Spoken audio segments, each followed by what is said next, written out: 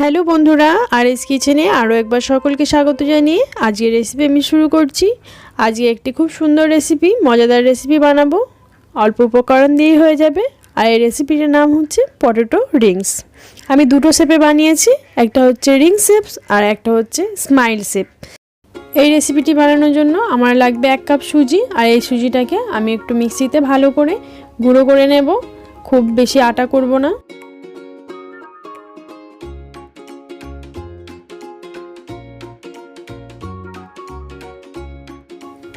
আর লাগছে এখানে আমার রসুন। আমি এখানে অল্প পরিমাণ রসুন নিয়েছি, তাও 8 থেকে 9টি। এই 8 থেকে 9টি রসুনগুলো আমি ভালো করে কুচি করে নেব।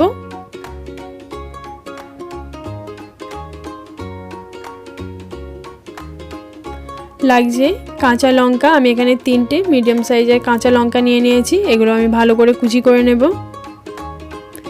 নিয়েছি কারি পাতা, আপনারা ধনে পাতা ইউজ করতে পারেন। ভালো করে কুচি করে নেব।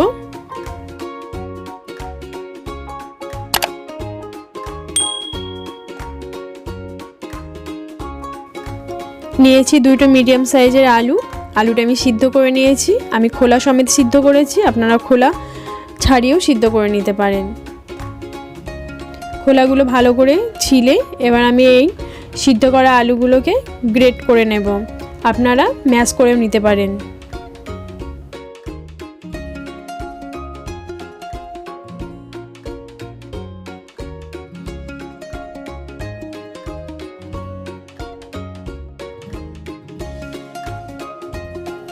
এটা কড়াই বসিয়ে নিয়েছি আর আমি দিয়ে দিলাম অল্প পরিমাণ বাটার।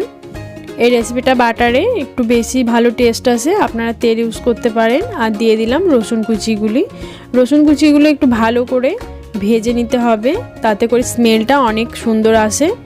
দিয়ে দেব কাঁচা লঙ্কা কুচি।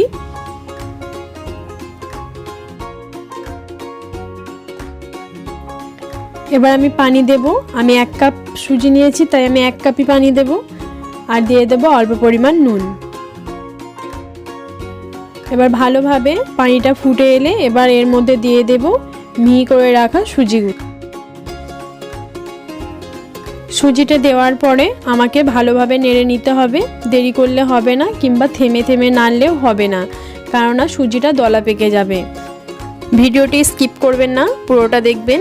ভালো লাগলে অবশ্যই একটা লাইক দেবেন। আর স্কিপ করে গেলে কোনো একটা টিপস যদি আপনারা মিস করে যান, এই পটেটো গার্লিক রিংসটা কিন্তু খেতে ভালো হবে না। এর মধ্যে দিয়ে নেব আগে থেকে সিদ্ধ করে গ্রেট করে রেখে দেওয়া আলুটি। একসঙ্গে ভালোভাবে নেড়ে চেড়ে মিশিয়ে নেব।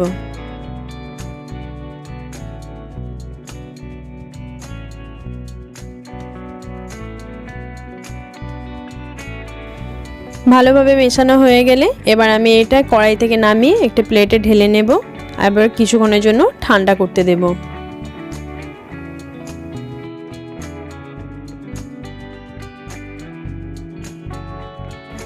যখন হালকা গরম থাকবে তার মধ্যে থেকে আমাকে এই সুজির খামিরটাকে হাত দিয়ে ভালো করে ময়ান দিয়ে নিতে হবে। ঠান্ডা হয়ে গেলে অনেকটা দলা পেকে যাবে, তাই এটা গরম থাকাকালীনই ভালোভাবে মথে নিতে হবে। আর এটা যত ভালো মথা হবে ততটাই পটেটো রিংস অনেক ক্রিস্পি এবং খেতে অনেক মুচমুচে হবে। দিয়ে দিলাম এর মধ্যে কারি পাতা কুচি। আরও একবার ভালোভাবে একসঙ্গে মিশিয়ে নেব।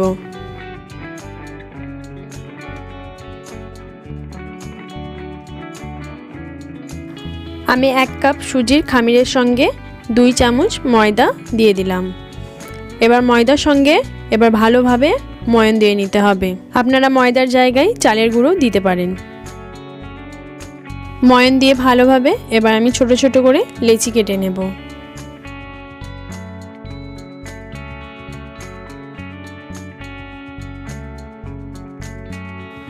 এবার আমি লেচিগুলোকে বেলে নেব এক এক করে। অল্প করে ময়দা ছড়িয়ে দিলাম এবং এক একটা লেচি এইভাবে বেলে নেব। এটাকে হালকা হালকা করে বেলে নিতে হবে। আমি এরকম একটা ছোট গ্লাসে করে কেটে নিলাম। আপনাদের কাছে যদি কোনো শেপ কাটার থাকে তাহলে আপনারা শেপ কাটার করেও কেটে নিতে পারেন।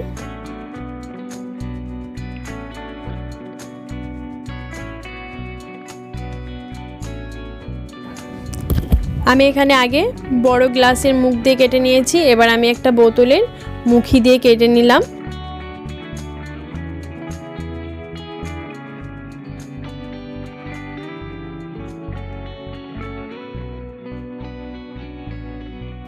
পটেটো গার্লিক রিংসের শেপটা ঠিক এইভাবে নিয়ে আসতে হবে।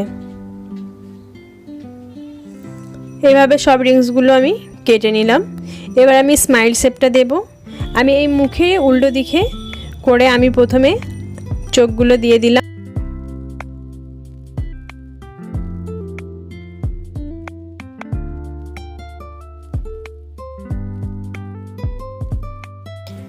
এরপর আমি স্মাইল শেপটা দিয়ে নিচ্ছি।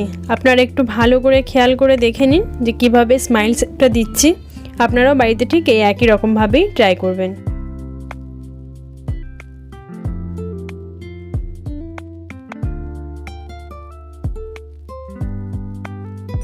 এবার রিংসগুলো ভাজার জন্য আমি তেল বসিয়ে দিয়েছিলাম। তেলটা হালকা গরম থাকতে হবে, খুব বেশি গরম করলে কিন্তু রিংসগুলো মুচমুচে হবে না। একটু হালকা গরম থাকাকালীনই আমি এভাবে রিংসগুলো ছেড়ে দেব। উল্টে পাল্টে ভেজে নেব আর রিংসগুলো অনেকটা ফুলে আসবে আর খেতে কিন্তু অনেক মুচমুচে হবে।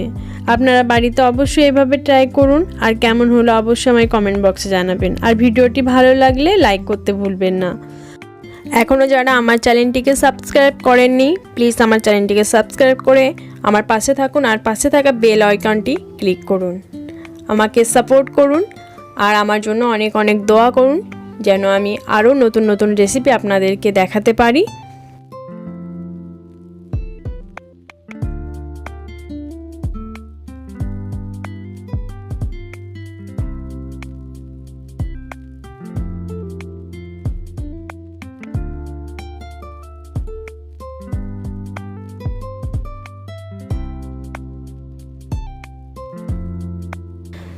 আমার সব পটেটো রিংসগুলো ভাজা হয়ে গেছে। এবার স্মাইল শেপগুলো ভেজে নেব। সবগুলো এক এক আমি দিয়ে নেব। উল্টে পাল্টে আমি এই স্মাইল শেপগুলো সব ভেজে নেব।